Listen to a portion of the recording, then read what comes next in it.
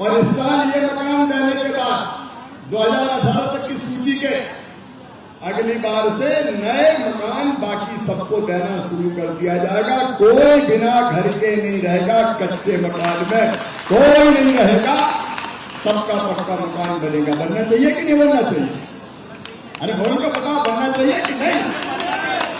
सबका बनना चाहिए, सबके बनना चाहिए। भांजे जी चिंता मत करो, I love you too. I love you to.